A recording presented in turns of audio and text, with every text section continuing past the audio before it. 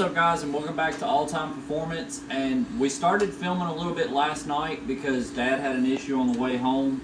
We've had some issues with the hood where some Bondo has pretty much let loose in the front of the hood. We've been trying to kind of milk it on and hopefully make it last, but last night it got some good wind underneath it and it ended up cracking. So Dad asked me what we could do, and I said the only thing you can do is just break it out of there and redo it. So that's the process we're actually going to start here. We're going to do just a small spot repair to the hood, and we're going to go ahead and do this piece too in the front, the cowl. And the reason we're going to do that is blend purposes. So I'm going to try to stay off the fenders on this side. This side I shouldn't have no issue with because we're in the center of the hood. But yeah, we're going to pretty much get started on this today. It takes a lot of work to do it. We actually started last night. Yeah, we started last night. You know, we got a couple beers in us, and we were like, well, let's just chip it out of there and start on it to last night. We got the chrome grills out of the back. We took the headlight bezels out, so we've got all room to back tape down here, and took the emblem off.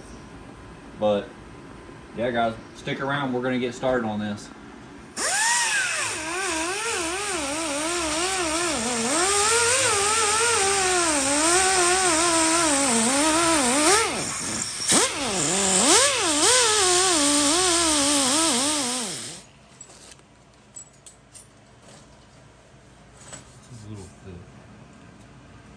I'll say that Bondo looked a little thicker there. Yeah, I'll have to re-wipe it because the only way to fix it is to re-wipe it. Which I got glazed down there at Richard, so. Why do you think it was thick there? You think there was a low spot? No, I just think there could be a dent right here that they fixed. That's why it's so thick. Because if you notice, it's not thick here, but it's real thick here. So it tells me that there's something right here that we're not seeing that's underneath. We're gonna see it soon, aren't we? Are you saying in the whole hood? No. Because of the color, I want to try to keep this as small as possible. So what I'm gonna do is I'm gonna prep this surface, get all this surface rust off of here, and then I'm gonna just wipe it with a thin wipe of glaze and blend it in. And then we'll prime this spot and we'll prep the whole hood with 600. And what is the technique to get it to match? You like blend it in? Can you explain that a little more? Well, I mean, if you were wanting to do it right, you would strip all the mud off of it, but We're doing it a kind of a cheaper way, but still good.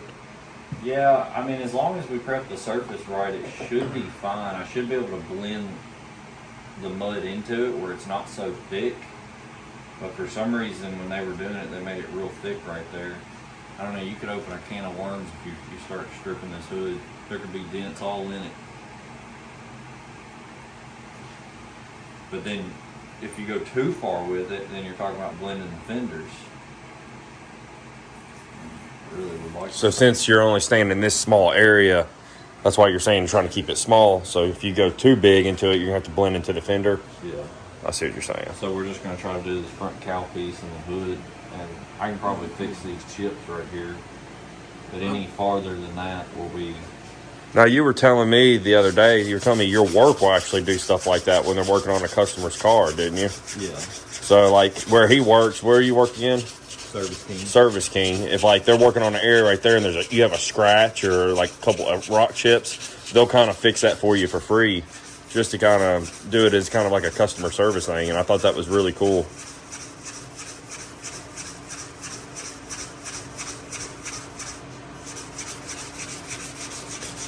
It's just crazy seeing him sand on this. And I mean, it's a 60, this is 68, right, Dad?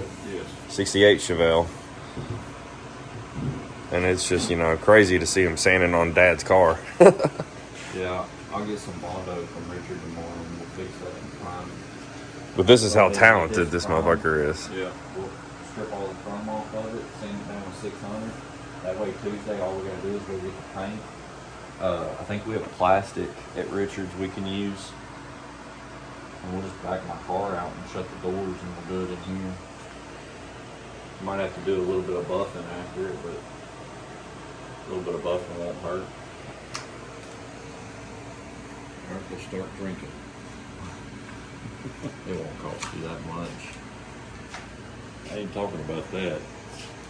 I'm like Chris, I'm starting to get sick of my stomach. No, Dad, he'll get it back right.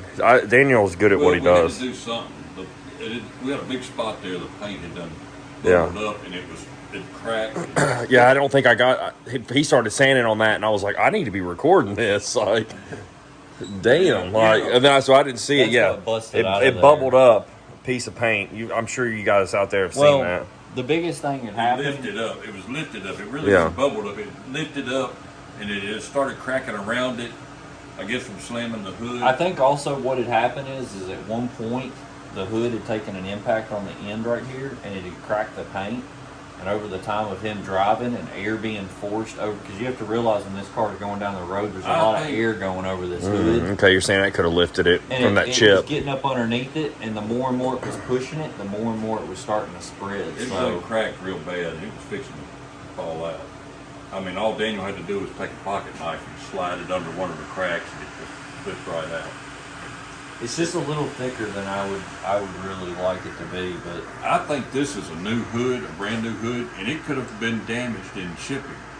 I just saw on Facebook a guy where he's gotten 3 hoods in 2 months, and he was asking on Facebook what was the trip to get a hood shipped without being damaged. You can't get fenders, hoods, anything shipped through without UPS and FedEx damaging the shit out of it. You look at the bottom of the hood. That's a brand new hood. Yeah, no, this car was nice. I remember when you got it, you were telling me. I mean, it's super It's nice. not? You don't think so? It's just what's painted on the bottom side. they did it right though. They stripped it. I mean, you can tell it's not a brand new hood by like all this right here. If this was a brand new factory. hood, it would be a lot cleaner around this edge. You can see scar marks. I mean, we might as well go ahead and repair that too. Yeah. 'Cause that's actually starting to lift up. Yeah. Oh Yeah. shit! See Yeah. it? Yeah. Damn, let me get that. Damn. I See, hadn't this even- is how good this motherfucker is. Me and Dad would have never even thought to look at I that, hadn't even dude. noticed that part right there. I always was focused on watching that part there get worse and worse and worse. You know what we might do when we take this thing up? Just go ahead and do this whole front edge right here Yeah. and sand all this out and just clean this front edge up a little bit, because you can see there's some stuff going on right there. And while I'm here, I might just go ahead and try to straighten your, we're gonna be doing this anyways. See how your line's off? Yeah. Just a little bit. It's not that noticeable. No, you can tell there's some mud right there, but I think I can block this in and straighten it. It's actually got a little dent right there. Put your finger down it. Feel it? Yeah, I never noticed that. Yeah, you got it. Yeah, you can barely feel it. It's a little bitty dent. It's like a little dimple. We can probably straighten that out. I don't know why they wiped it so thick. I mean, there had to be a dent or something right here that they fixed on it. The reason I say it's also not a new hood is because you can actually see they ground this down, and there's actually a brown right there, which looks like maybe a primer of some sort. It's probably a primer. Good primer, it looks like. It's probably an etching primer. But it feathered out nice, and it's not peeling back, so I don't think you have an adhesion problem. I think there was just air getting up underneath it, and it just pushed it loose. Something just about the way the paint did on the edge was like over here, it's starting to crack. Mm-hmm. And that will probably, this over here will probably eventually end up like that if you leave it alone. It'll start pushing it up. Well, we'll fix this line, and I'll straighten it up some, because I guarantee you they got mud right here. If I grind this out, it's mud just like this. And grind it out, I'll straighten the line out so your line kind of matches more to that. Fix that little dent right there. Little bitty one.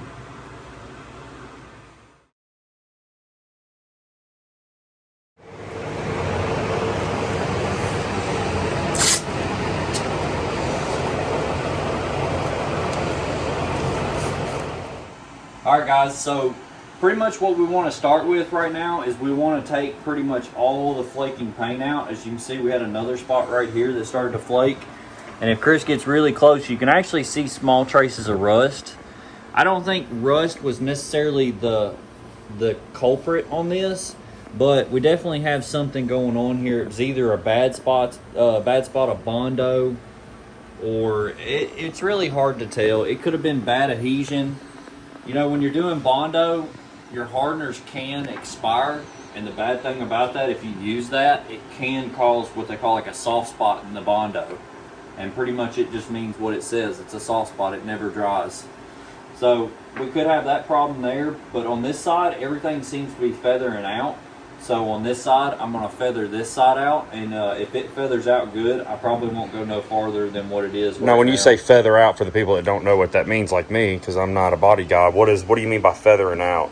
So you can see this is a hard edge where I've chipped this out on this thing right here. I can see it sticking up. This is what feather looks like. Oh, so like smooth it to where it's not lifted anymore. Yeah. Okay. Which we'll take some more aggressive. This still has a pretty good lip on it. So I'll knock this down and block it. I got some deeper sandpaper to block it out. So we'll do that, and we'll feather this out. And I've got the hole underneath of the hood taped up. So we're going to try to keep Bondo from going in, or, you know, getting dirty all up underneath there, all the dust and stuff. Try to keep that as clean as possible so you don't have much to clean up on this thing. He's got the windows rolled up, so I mean, it's going to create a lot of dust no matter what, but we should be able to rinse it off or blow it off or whatever. Just all really right. Trying to keep it out of the cow. So basically what you're going to do is you're just going to sand that down, get the feather it out, and then... Yeah, I'm going to hit this little spot. I'm going to hit this nose cone right here because I can kind of see there's something going on right here, and we actually have a small dent right here. And like we were saying last night, this line doesn't line up, but the hood's perfectly lined. Like, I mean, you can't get no more perfect than it is. So I'm thinking that these guys did some Bondo work on this and didn't fit it before painting it, and that's the reason that it doesn't line up. Okay. With as much ceramic coatings on that car, all I have to do is take an air hose and blow the dust Yeah, off of it stays pretty clean. I mean, we did some sanding last night, and it pretty much, it's all gone by now. So I'm using a Rolox disc with, I think this is, I want to say this is 80 grit. It might be 30 or 40. The reason I use this is this actually creates a bond to the metal. And you see there's some scratch marks. You want that in the metal. That's what your Bondo is going to adhere to.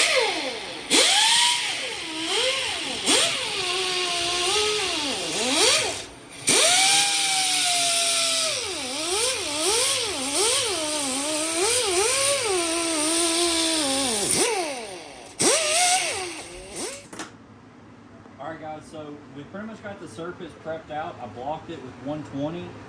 You want to use an aggressive sandpaper when you're doing Bondo. You got to realize you're creating a scuff for that Bondo to stick to and be permanent. So you're going to start out with something really aggressive. Some body guys will tell you, oh, you start out with 80 grit. But today's age, you don't really need 80 grit. The problem with 80 grit that it's so aggressive that when you're putting Bondo over top of it, it can get air pockets trapped inside of it. So 120 is that even medium rough, but not too rough. And it looks like Richard just pulled up. He's bringing me some plastic. But pretty much what we're going to do, guys, we're going to clean this off with some alcohol. We're going to tape up the body line here. And we're going to do our first wipe. We're going to wipe this in actually 4 stages. So 1, 2, 3, and then this will be your 4th step down here at the bottom. And what's the purpose of the tape? So you can section it off?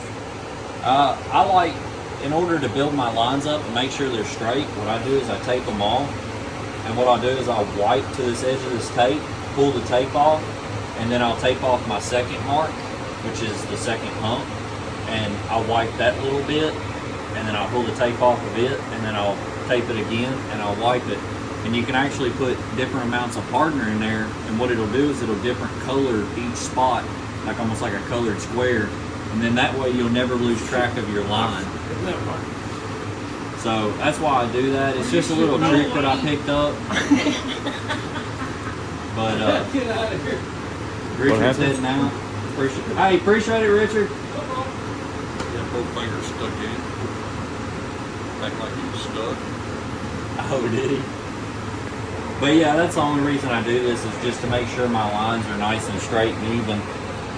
Bondos actually give you a mix ratio. This one doesn't. This is not technically Bondo. This is what they call premium putty. It's metal glaze pretty much. I don't like that, calling it premium putty. Alright guys, so we're actually going to get ready to start with our premium putty. This is not like Bondo, it's just a filler putty. A lot of guys in the body shop business, they don't use this enough, but we use this to fill in pinholes. You can use it for really just about anything. It does the same thing as what like body filler or Bondo would do, but it's thinner. When you see it when I pour it out, it's actually really thin. And Evercoat, I don't know if y'all have ever used Evercoat, but Evercoat actually come out with this, and it actually has color changing technology in it. Pretty much what our Evercoat guy was telling us, the reason that they did this was so when you're pouring it, you're not worried about what stage the Bondo is in drying. It pretty much tells you by the color. It'll start out pink and then it'll work itself all the way to blue. And it's pretty cool. I love using this stuff. It's got easy sand technology built into it, so it doesn't require a lot of sanding. It's really easy to put down, and we're getting ready to put some on Dad's car. Hopefully we can get this done in one wipe. This stuff is really thin, so we'll see what happens on the first wipe, and we might have to go back for a second wipe. Oh my God, that's a big difference from the old days. Yeah, so like Dad actually went to NADC back in 73. Graduated in 73. Back then, Bondo was, or body filler, or whatever you want to really call it, it was a lot different, and this stuff is really, really thin, and I love using this stuff for small dents and other stuff.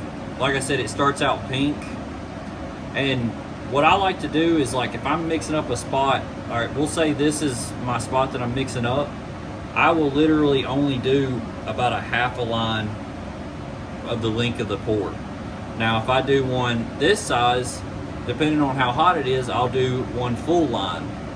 And then so on if you go bigger on your Bondo. If you have a bigger Bondo board, they make, I think it's like almost 12 inches of a Bondo board. And you can mix up a lot of mud on there. This is a 10 by 10 sheet.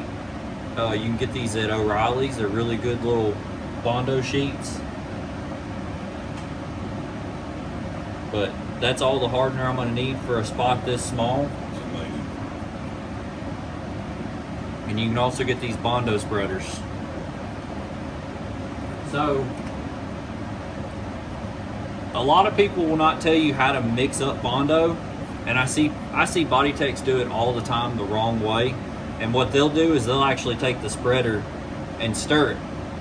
But what you don't realize when you're stirring it like that, you're actually pumping air into this Bondo. You can actually see, Yeah, I can see them. if Chris gets real close to it, you can actually see those are air bubbles right there. And what those are called solvent pockets. You have to realize this is a Bondo, it's still a solvent, so it still has to release the solvent inside of it. So I do this, I guess I call it kneading, because it's almost like kneading dough. So you'll scoop and turn and press. And you're also looking at color mixtures. This thing will turn like almost like a pinkish blue color. There's that smell. It's like a fresh cup of coffee in the morning. But what you're going to do is just knead the dough pretty much and then press it in. It still smells like regular Bondo. Love that smell. Always leave it flat too, because it dissipates the heat over the top of this, because this stuff will actually heat up. If you get it on your skin, make sure you get it off before it burns you.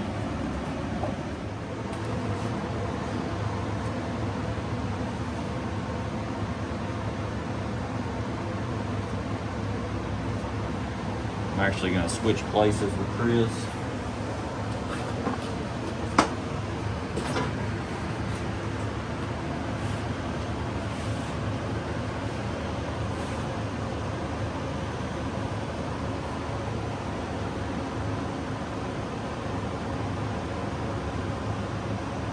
Don't be afraid to really put it on there, because I mean you're going to sand most of it off anyways. I like to put a healthy amount on there and just really smooth it out. This stuff's already starting to kick, so I'm going to stop messing with it. Explain, what do you mean kick? Like it's starting to dry? Yeah, you'll actually, if Chris stays on this, you'll actually be able to see the color change in the glaze as it changes colors. Use another tape. No, we're going to let it dry and then I'll take it off again. So this is what I was talking about with the color technology. And the reason I was saying kick is when I was wiping it, I don't know if y'all noticed when I was first wiping it, it was real smooth and almost like a glaze or like a honey. And as it started to dry, you can actually see what it would do is actually leave drag marks in the Bondo. But you can actually see it's actually starting to turn colors.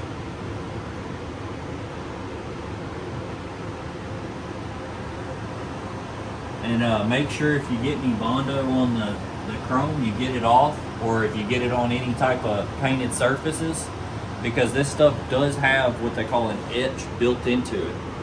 So what it'll actually happen if you get it on a surface that's not being painted, it will actually etch itself into the clear coat. Chrome, it would probably be alright, but you definitely want to get it off of any type of painted surface parts that you're not painting. And you can see that pink's kind of going away now, and it's actually more of like a gray. Yeah, it'll turn blue after so long. So when it's fully dry, it'll be blue. Damn, that's crazy. Like a bluish green color. How much, Dad? Almost 90. 90 degrees. It don't feel that hot in here. No, it don't. That fan helps. And Daniel, how long have you been doing paint and body work? So I switched around quite a bit. I've done body work for a couple of years, and then I've done paint work for a couple of years. Well, how long have you been in the business? Total years, this will be my 10th year. So 10 years of experience here, guys. So this stuff is not learned overnight, but following the channel can definitely help you out, because Daniel gives some good pointers on what to do with these cars. He's very talented at this stuff. He takes pride in what he does. So a little trick here, I use these Durablocks, and they're pretty good blocks, but when you've got something that has such a concave to this, if you stick your paper to this and then try to stick it down, it'll wrinkle up here in the center. So what I like to do is I pull out about what I'm going to need, which is about a full length. And what I'll do is I'll lay the paper down like this, and then I'll actually bend the block to it. So you can see, now my block is bent, push down on it, and then when you pull the block up, it's the perfect length of the car.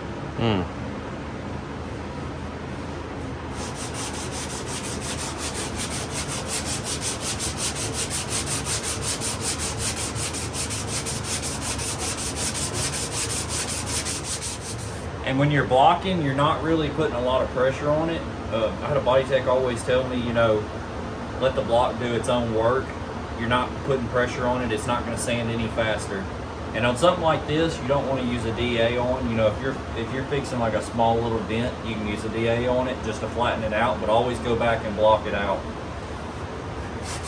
But you just want to do like what I call a cross hat. So I'm moving actually down to my line, and then I'll actually come back and go up to my line. And pretty much you just want to watch it, and you'll see the shiny spots and dull spots. You can see these are high spots here, and then this is all low. So we're just trying to work that out piece by piece. Alright guys, so we finally got this thing wiped. It only took 2 wipes, but I did have some pinholes, so that's what you're seeing right there, and I went ahead and fixed this rock chip. We got a thin coat on the pinholes, getting them gone. 320'd out. We're going to get ready to tape this thing up and put some primer on it. We're going to put plastic across the whole thing and probably just throw the car cover on the Camaro for right now, because primer's not going to travel as far as what like actual like clearing this whole hood would. But I'm going to show y'all a little trick that I've learned, because when you're priming, you don't really want to put a hard edge. Like most people will prime, they'll put their tape down like that, and then they'll prime it, and then when they pull this up, they have a hard edge of primer. So they actually had this tool that we use at work, and what it does is it folds over a half bit of the tape to create what we call a soft edge. Well, I got tired of getting up and going to the tape machine every time, so I figured out my leg makes a really good soft edge. But pretty much when you make one of these,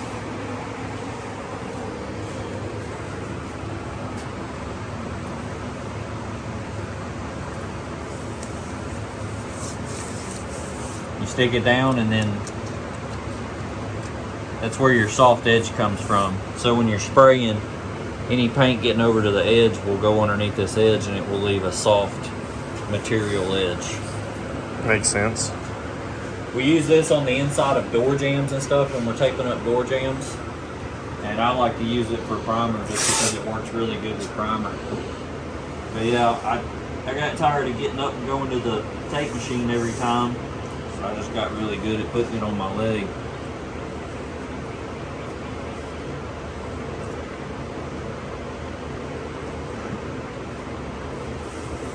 And the reason I'm going out farther and you see all this shiny, I'm actually going to come back with a DA and sand this edge down before I prime it.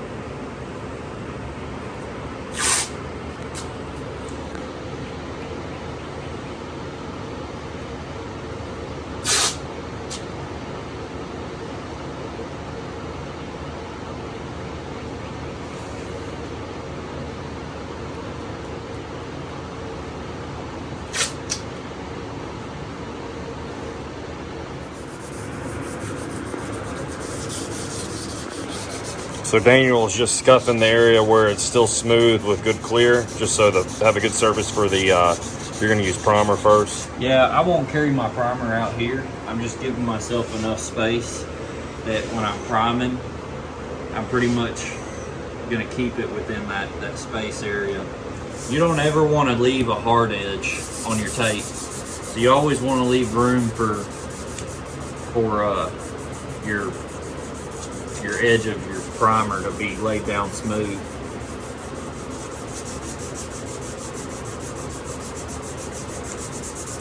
And what you'll do is some people actually start their primer out farther, and as the coats they put on it, they'll actually come down in and they'll start from here, first coat, and then start from here, second coat, and then your final third coat, depending on if you're going to put a third coat, will end at your Bondo edge. But we're going to sand where we did these rock chips.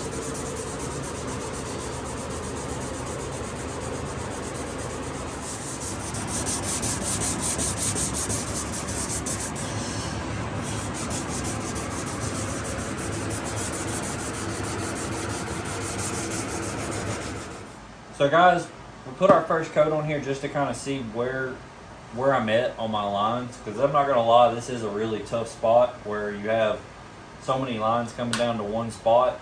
And we're actually going to be using some of this Transtar. And this stuff's really good. You can get this at your local O'Reilly's. It's actually a high build gray primer. It works on bumpers, metal, fiberglass, anything you want to. Technically you do want to be wearing a respirator with this, but shit, we're dangerous, ain't we? So I've already got my first coat on, and I'm kind of seeing some problems with the body lines. But I'm gonna go ahead and get a good build on this thing, and I'll block it, and anything I have to fix, hopefully I can fix in the primer later on.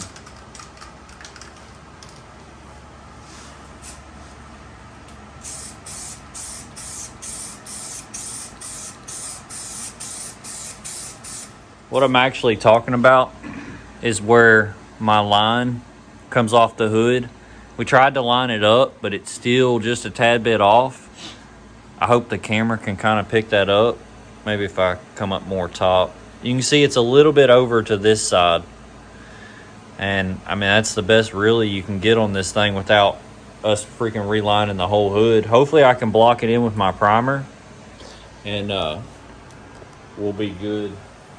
But we're probably going to put a couple coats on this thing, because this can primer is not as thick as like what automotive, like out of an actual paint gun would be. We might have to get some of that, but we'll see how this can primer does, and if it works, we'll just roll with it. But guys, stick around and we'll be back. So what did you do? Just scuff the hood? Yeah, wet scuff with a little bit of Dawn dishwashing soap. Get that ceramic coating off of there? That and any type of buried contaminant that'll be buried underneath the ceramic coating. Because a lot of times you put that ceramic coating on, you don't get all the imperfections out of it. And what I'm looking for is water still beading up. You see I got a little bit right there and a little bit right there still beading up. That tells me I've still got ceramic coating underneath there. Let's show the people kind of right here where it's beading. But the rest, it looks flat.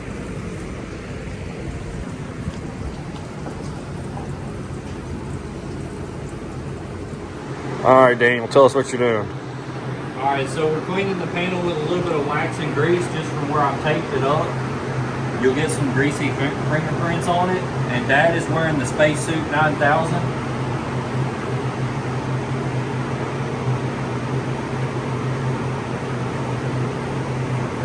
Is it gonna be clean enough?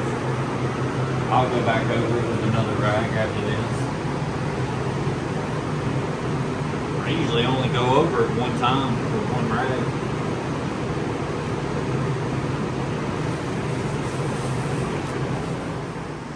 What's up, guys, and welcome back. And we're actually going to be finishing Dad's car up. We got it prepped out, finally got it fixed. We skipped a little bit on it, but pretty much what I ended up doing was re-wiping this thing with the hood shut and everything on it, and it come out amazing. I mean, I couldn't ask for a better turnout on it. Now the hard part begins, because I might have to do what they call a reverse blend on this. And it's kind of hard to explain a reverse blend, but pretty much we're going to try to keep this in this area right here only, because this color is actually a very hard color to blend because it has a lot of silver and pearls in it, and you have to do a drop coat to it. So I have to cover the spot. What I'll probably do is my first coat will be a coverage coat. I'll cover this spot up, get it fully covered out. I see a fingerprint. I got to get that before I paint it. I'll cover this out, let it dry, and then I'll come back in and do one more coat, and then my tack coat. And we'll get this thing painted and hope the color matches. But stay tuned. What's up, guys? And we have finally got this thing finished out. It was a lot of stress. I'm not gonna lie, painting a car in a garage is not the easiest thing to do. It's kind of uncontrollable. It's an environment that you can't control the humidity, the heat. That's the best thing about a paint booth. You've got a lot of airflow and it's staying cool. We did run into some issues with the solvent that I started with. I started with a Nason, and the bad thing about Nason is they don't use a wet bed. And pretty much what a wet bed is exactly what I'm saying. It's a clear base coat that you put down before you put your base coat, the color down, and it keeps the metallics wet and keeps the metallics from doing funny things. And that's what we ended up having an issue with, is the metallics were standing up in certain spots that didn't look right. So we ended up getting hooked up from my work. They kind of helped me out, which I appreciate it from my manager. I mean, that was an awesome deal. But as you can see, the car is painted. We did get it cleared, and we did run into some issues with the air compressor not being enough. And it's hard when you're clearing because you have to stay at a constant air pressure while you're clearing, and that's what I was running into. My air pressure was dropping below 20 psi, and it was atomizing the clear coat a little thicker, and that's what you'll see when Chris shows y'all kind of like a big view of this panel right here. Is it's real textury, and we'll just have to wet sand it and buff it out. I think it turned out amazing. Dad loves it, so we're gonna wet sand it next time, and y'all get to see it in one of the other videos. But guys, please stick around for more. We've got more videos coming. We've got the gender reveal coming up. We're gonna use my car. We got some stuff going on with Chris's truck, but it's nothing major. We're gonna have some stuff finished up on it. It'll be ready to go. I'll be doing a video before it goes back to Georgia, and maybe me and Chris will do a race or something. You never know. We'll catch you around.